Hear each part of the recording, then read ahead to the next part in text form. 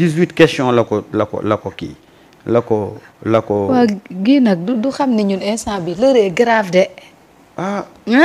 man Sonko li mu nekkee yëpp bu ci bëggee boole 18 questions dina métti de. waaw 18 questions la ko adressé 18 questions nag xaw ma fan la ko kii di tonto Sonko fan la koy amee jot ba tontu ko mais ci biir 18 questions yi Marieta.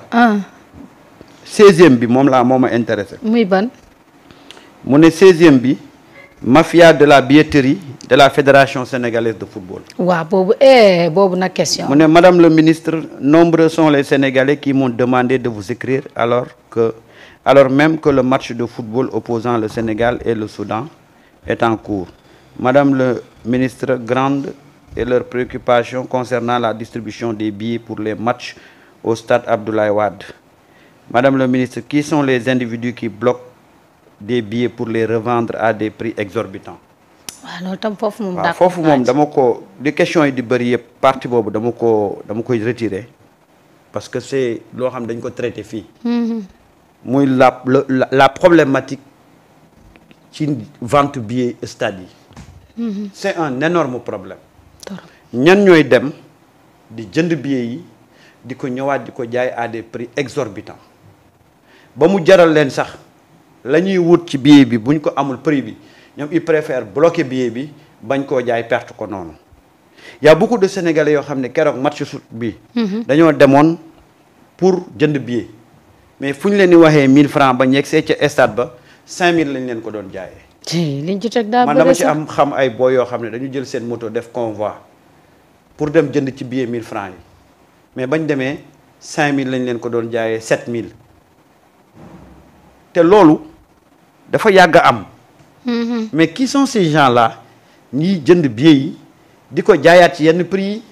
waaw ñoo dañu war a xool nag ñan ñoo am prérogative boo xam pour jaay billet ak ñan ñoo ko warul am. mais li manque d'organisation la de. déet du manque d'organisation de.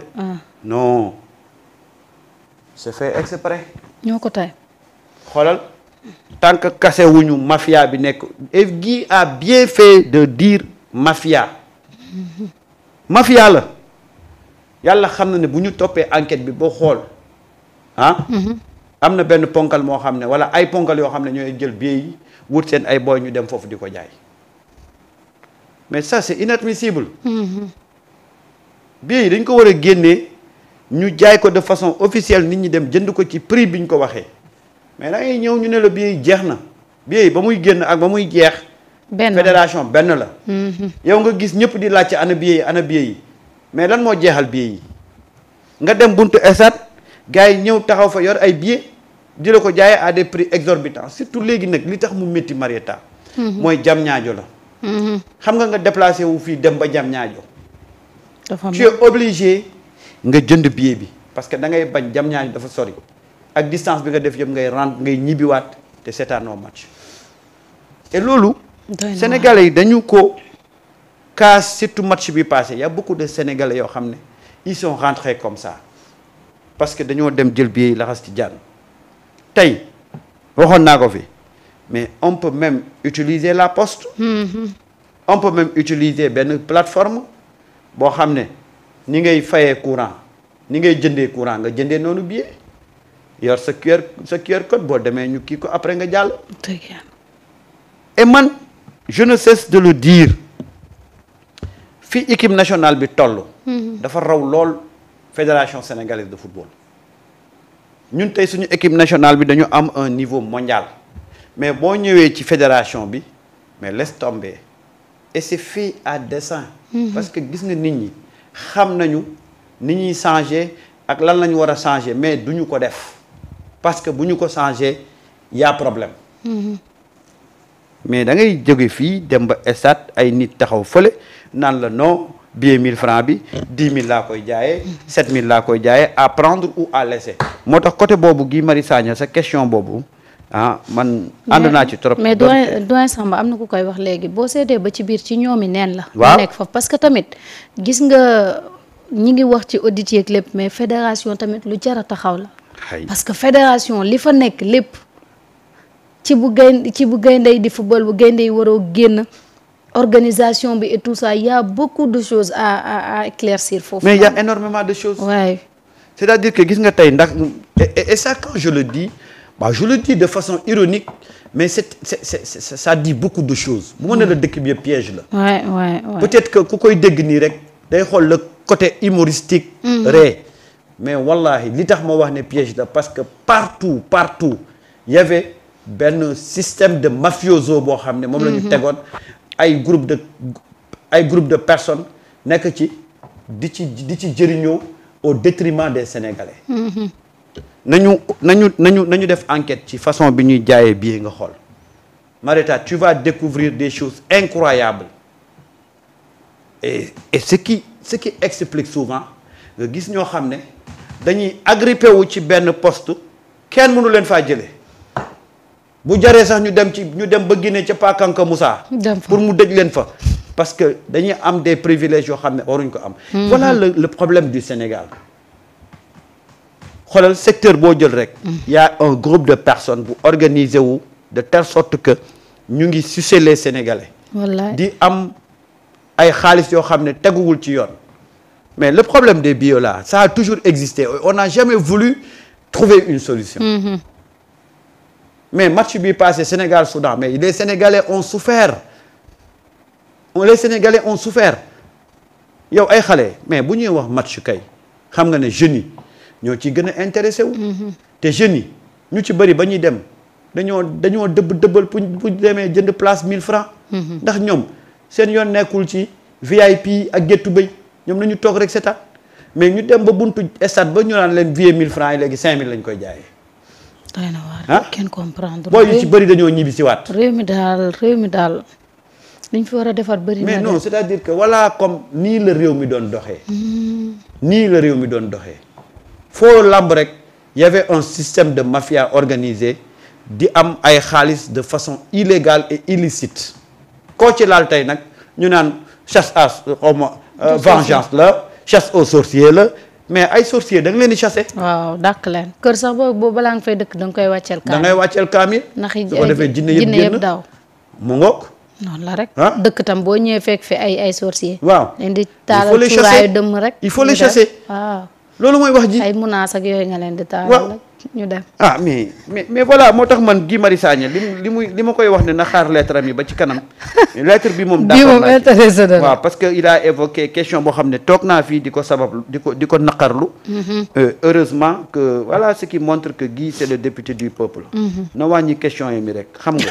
18 yi daa bëri. waaw nee na daal madame le ministre qui sont les individus qui bloquent des billets pour les revendre à des prix exorbitants sont-ils des membres de la fédération de football ou est-ce que un réseau impliquant des membres de la fédération de football? Nos concitoyens lors du match Sénégal-Soudan m'ont dit que des billets initialement vendus à 1000 francs ont été revendus jusqu'à 5000 francs. mooy li may wax nii. Merci Guy pour cette question bi merci parce que sama préoccupation nga posé et voilà un peu le Sénégal. Les gens dañuy jàpp Sénégalais yi chaque jour que Dieu fait moo tax dëkk bi métti. dafa métti de loolu rek la. gis nga boo demee ci ceeb bi. c'est la même chose. Il y a un groupe une bande organisée ñoom ñooy fixer les prix ñoo koy yokk di la évoquer ay guerre yi Iran Irak ay guerre yi Serbie ay guerre bu kenn xamul boo waxee ñu ne la guerre Ukraine. boo demee ci huile bi c'est la même chose nga dem ci sucre bi c'est la même chose mais Sénégal dara waru fi woon jafe. déedéet. quand tu vas dans l'immobilier c'est la même chose. lépp link la. c'est-à-dire que ñun looloo tax ñun ñu sonn. et ça c'est le citoyen sénégalais qui fait ça à un citoyen sénégalais. wallaay. sauf que bu ñu amee reproche mooy le fait que l'inactivité de nos autorités. parce que ñoom ñoo amul le pouvoir de contrôler yenn affaires yi alors que il devait warul woon demee noonu. dañu war a réguler yenn affaires yi mais dama ne la question billet yi régler ko c'est très simple. ak fi jamono ji yegg Marieta. mais créer une application. waaw ni ngay jëndee courant. waaw nga jëndee ko noonu di ko fayee ndox. mais créer une application. pour la fédération. nga xam ne yow da ngay dugg ci application bi jënd sa ticket. et mieux on te donne même le numéro de la chaise bi ngay toog. moo gën a pragmatique de. moo gën a pragmatique. pare dootul amati kii. tey ñoom yor nañ seen agenda. mais mënoon nañ ni sax on procède par abonnement. Quelqu'un peut abonner tous les matchs de l'équipe nationale du Sénégal yi am au cours de l'année 2026 jàpp 2027 di am fii ci Dakar mu fay un abonnement complet tey boo demee dans les grands championnats Real. mais balaay presque saison bi di commencer fekk billet yëpp jënd nañ ko. nga dem Barça c'est la même chose nga dem feneen. mais fii nag njuuj njaaj moo ñu sonal. voilà suñ ko defee duñ ci am. ñun ñooñu dañ ñoo ëpp xel. wala li ñuy def ñun dañ koo xam dañ koo mënul. Tyrian moo ñu jàpp. waaw Tyrian moo ñu jàpp. parce que macaat yi duñ ko am. gis nga moo tax ma ne la digitalisation bi ñuy wax nii. il faut beaucoup de courage. pour le faire. il faut beaucoup de courage pour le faire. parce que y a beaucoup de projets autour de cette digitalisation boo xam ne yëkkati woon nañ ko pour def ko gars yi bloqué ko. parce que tout simplement bu amee dafay yàq seen système bi ñu doon enrichir. pourtant même poste bii sax am na ku koy la poste bii sax mun na fa jaar. ñu fay jaay billet yi. mais bien sûr. yóbbu ko poste. mais bien sûr. avec nag beaucoup de surveillance. ñun on a tout pour se développer. billaay mais on refuse de se développer. parce que tout simplement njub la ngeek. billaay. caay-caay gi moo fees ci biir réseau yi. foo dem rek am na fa. foo dem am na fa. mais yii yëpp gis nga lii yëpp Marieta lii yëpp c'est pas compliqué. c'est pas compliqué. tey yaa ngi nii boo bëggee fay sa courant du da ngay toog fi nga toog fay sa courant. fay ko waaw boo bëggee jënd courant da ngay toog fi nga toog jënd courant. boo bëggee fay ndox léegi kay jaratul déplacé. BRT baa ngi nii. ñi bi mu fi ñëwee yàggul. sa carte nga yor. tey boo bëggee jënd sa billet ci application ngay dugg jënd sa billet. boo yeggee rek jël QR code bi teg ko mu ubbeeku nga dugg. waaw comme ñii ñëw barki démb ñoo mën a def lii ak ñi fi nekk boobu ba tey ça veut dire que y a une question de manque de volonté. ñoom ñoo ko buggul li tax bugguñ ko nag moom la Guy Marius Sagna di laaj ministre bi te na ko ci ministre bi tontu. waaw ministre bi nag foog mu dugg fédération de. ñun ñaaxamte nañ mu dugg fédération de. parce que fédération li fa am. mais rawatina ci CAN bi passé. waaw mais Marieta xanaa xamoon ni fii dafa amoon ay secteurs intouchables. amoon ay nit intouchables ay nit yoo xam ne xoolal kenn du leen jege xam nga li waa ji di wax bul ko laal bul ko jege. waaw moo amoon ci dëkk bi. da ngay gis ni loom li ñuy def c'est pas normal. mais personne amul benn régime buy ñëw ba jéem a toucher leen xool li ñu yor. wallaay. mais si maintenant dans un pays mu am ñoo xam ne dañoo am immunité naturelle am ñoo xam ne nag ñoom ñooy à la merci de la justice mais ça devient compliqué. mais Sénégal c'est pas compliqué defar Sénégal c'est pas compliqué ça demande beaucoup de courage nag parce que gis nga fii Sénégalais yëpp xam nañ ce qui ne va pas. Sénégalais xam nañ ce qui ne va pas tey boo waxee ceeb benn lobby ñoo ko yor soo waxee mburu benn lobby ñoo ko yor. soo waxee diwlin benn lobby ñoo ko yor nga dem ci location bi benn lobby ñoo ko yor et personne du leen laal kenn du wax kenn du lijjanti pendant qu'il se fait des milliards le pauvre Sénégalais est en train de croupir di waaj a dee ndax ay bor. te ndeysaan ñun ñooy peuple boo xam ne on ne dénonce pas. xam nga tey li xew jam ñaajo bu fekkoon ne bi ñu demee ñu gis loolu quelles que soient conséquences yi muy am ci suñu football que les Sénégalais se mobilisent pour dire que non soit on vend normalement les billets ñu match bi am soit buñ ko deful noonu ñun on va pas entrer dans le stade. on va boycotter dañuy boycotter ñun ñëpp stade bi.